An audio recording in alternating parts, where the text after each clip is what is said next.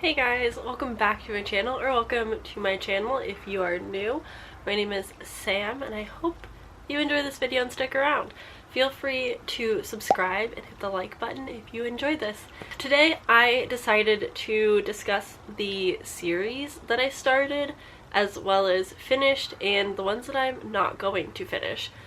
I really like being nosy and seeing what other people are reading, and I decided to join in and also do it because I started a few, finished some, pretty proud.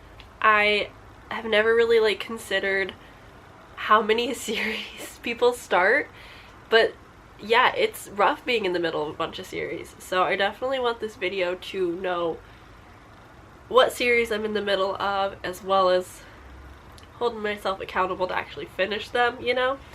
So I'm just gonna jump right in and talk about all the series that I started and finished first. First up, we have The Daughter of the Pirate King by Tricia Levinseller. This is such a fun, this is a very old Owl Crate edition that I got in high school.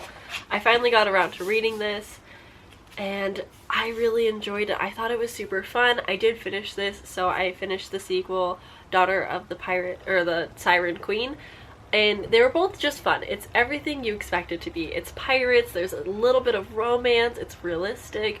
She's this badass pirate who no one can defeat. It's very fun, and the audiobook is also really fun. The narrator, fantastic. So this is the first series that I finished, and I'm so proud of myself. I did it at the beginning of the year. I found myself often finishing series at the beginning of the year rather than after the first couple months, which is fine.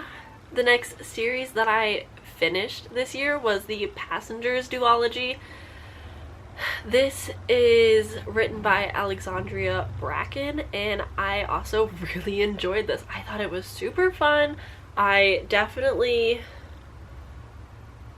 enjoyed the sci-fi elements of time travel and the plot, and it was everything that I needed, and I really enjoyed it. I really loved the characters, the light romance, the places they went. It was just very fun. I don't remember very well what this plot is about. I know it's following her character when she is caught in a tragic explosion or something at her music recital. I don't remember all too well anymore, but I know that there's time travel, and that was well done. I'm iffy on if I like time travel because of the next book we're going to talk about, which is the next series that I finished, was the Dark Stars Trilogy.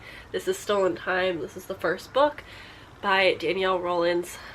I didn't love this trilogy. It also delves into the sci-fi aspect with time travel and all of these things.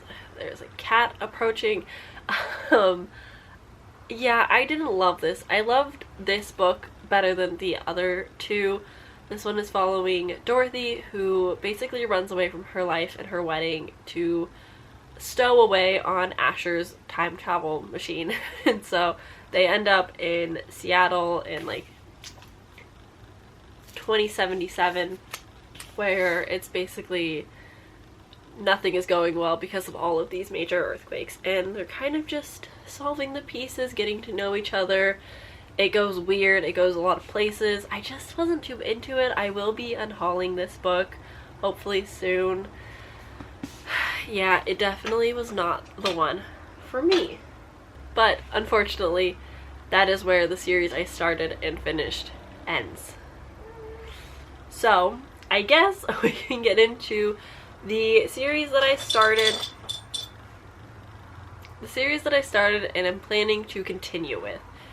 So this first one is a little weird, and it's The Empire of the Dreams by Ray Carson. This one is weird because this is technically a companion novel and not actually part of the trilogy, The Girls of Thorns and Fire, I believe. So it's a companion. It's not technically in the series, but I want to mention it because I really want to get to the series. I loved this book. It was my first 5-star of the year, I loved the plot twist. I got emotional at the ending. It was very well done. I loved Red's character. It was great. Everything about this was great. There was training, and I think I love that in books. It was just a great time. Highly recommend. You don't need to read the first 3 books in the trilogy to like read this. So if you just pick this up and get a taste for Ray Carson, you could totally do so. Alright, the next one that I started was the Hazelwood by Melissa Albert. I have a hate-love relationship with this book. I actually have a second copy up on this top shelf, so I will be passing this one along now that I've read it. But I liked it. I love the concept. I love the dark fairy tales in it. I love the modern twist. I loved it. It was great. But it took me so long to get into. I didn't care about any of the characters, really. And the character I did care about was a side character that wasn't a part of the beginning. So it definitely was hard to get into. This took me like 3 months to read, which is, I think, the longest I've ever taken to read a book. It was kind of brutal, but that's okay. I ended up really enjoying the ending. I do hope to continue with the series. I know that there's the sequel to this, and then there's like the Hinterland Fairy Tales, which is like a book within a book, basically. So I'm excited to continue on and see what it has to offer in the sequel. Hopefully I remember the plot, because I don't remember it very well anymore. Next, I actually started 2 classic series, one of them being Anne of Green Gables by L.M. Montgomery, and the other is Alice's Adventures in Wonderland by Lewis Carroll. I read the first book to each of these, fell in love with them, of course. They're just classic. You can't not love them. And so I'm hoping to continue on with especially Anne of Green Gables. I know Alice's Adventures in Wonderland is just looking through the looking glass, so I know for sure I can finish that one. I have it up there. It's just really big, so I didn't want to hold it. I definitely want to continue on, especially with Anne of Green Gables, because I have seen the show. I kind of know what happens, but I haven't finished it, so I would love to read the book and then finish the show if possible. The next on this list is The Last Magician by Lisa Maxwell. I read this and it was good,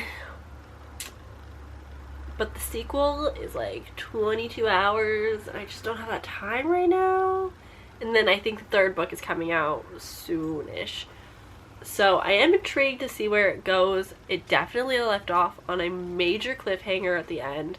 A plot twist I did not see coming, and so I am excited to see where it goes, but I'm hoping that it is better than the first one, because it took me a long time to get invested in this book.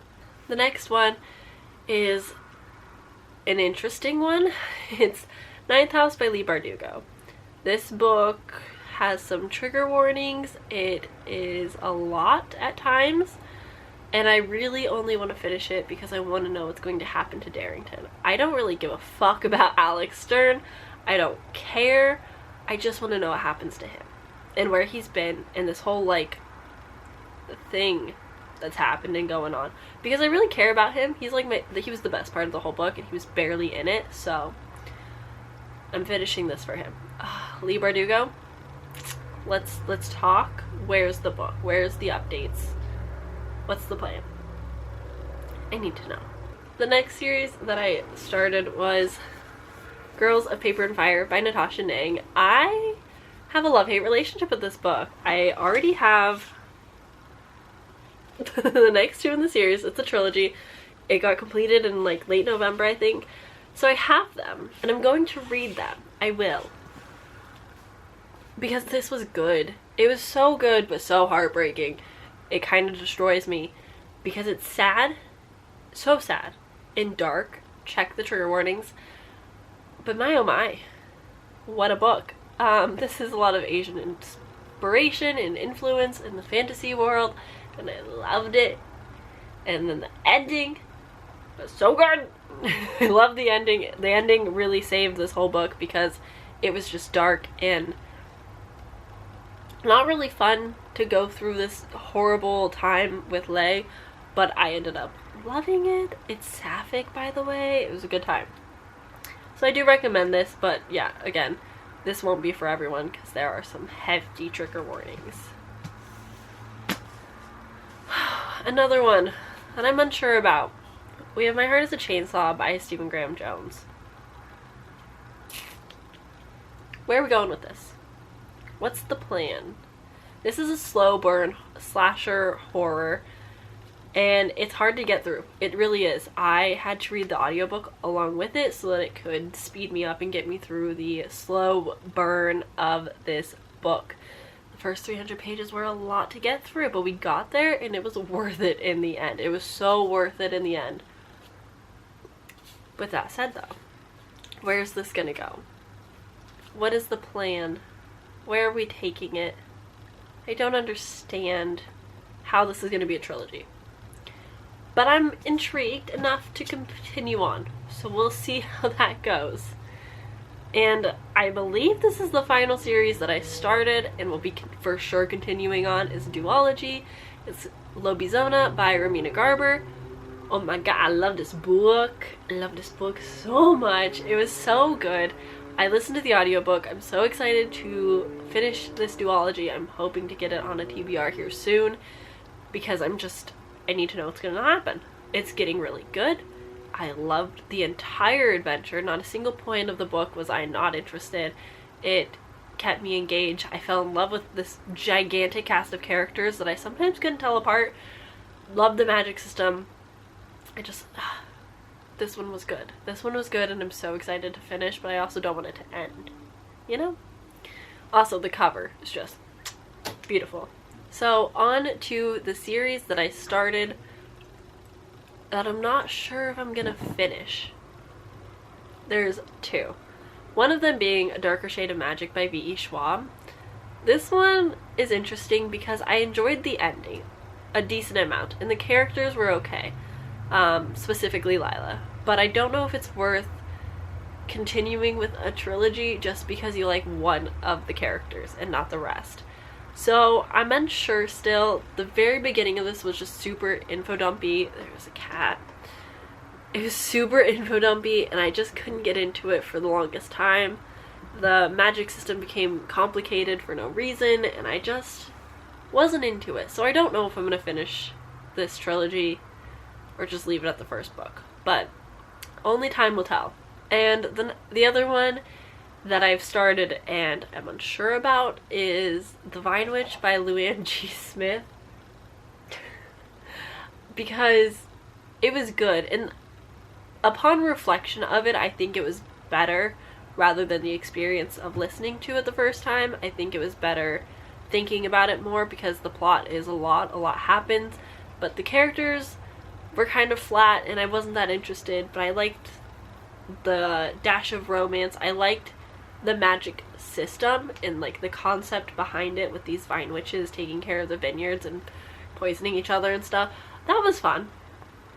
It definitely goes into like a place you don't expect, but I did like it, and so I'm probably going to continue, but I'm not sure. It's definitely not my priority. Alright, and then there are 4 series that I will not be continuing after reading the first book. These first 2 I'm going to breeze through. I have basically an entire rant video, my best and worst of 2021. Included both of these. They were terrible. I don't recommend. And if you're interested in more, then feel free to check that video out because I go off. But it is going to be Which Happens by A.M. King. This is a cozy mystery series. It's just bad. The writing is not well done. It really needs an editor. And it just could use some help. It maybe has potential, but it just wasn't good. So I won't be continuing on with that. And the other one is Spells Troubles by PC Cass and Kristen Cass. This is a mother-daughter duo. And it's bad. Bad not because of the writing. Like, the writing was whatever. It wasn't great, but it could have been much worse. But the actual plot lines, bad. The characters, bad. Everything, bad. Like, no good world building. The magic system was stupid. It just was not good. I do not recommend. Next is the Nora Watts Trilogy, I believe, by Sheena Kamal. I read The Lost Ones for the Literally Dead Book Club pick of like June or something, And this one's just not for me. Objectively, I think this is a good book. I don't think it's bad in any ways, but it definitely was not for me. I couldn't get into it. I couldn't follow it. Something was just missing for me. So I won't be continuing, but if you are interested in high praise of this book, Kayla from Books and Lala loved it, and she will be continuing with the series. So yeah, there you have it. And the final one, I'm probably not going to continue. This one could fall into the unsure category, I suppose, but Aristotle and Dante's Secrets to Discovering the Universe? Discover the Secrets of the Universe. Yeah, it's a long title, I'm sorry. This is by Benjamin Alier Sainz. Sainz? Yeah.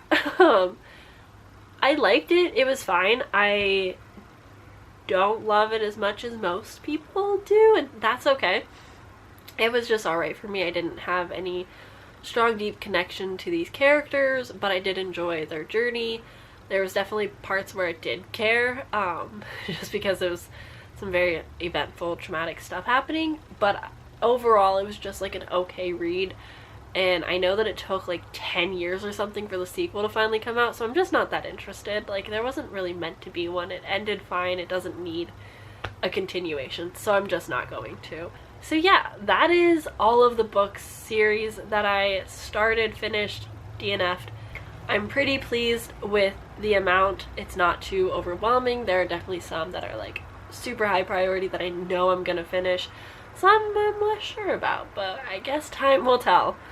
But I just wanted to thank you guys for watching and hanging out with me. Again, feel free to subscribe and like this video. I don't really ask for that much, but I feel like I should remind people that they can do that. I don't know. Anyway, thanks for hanging out with me. Bye.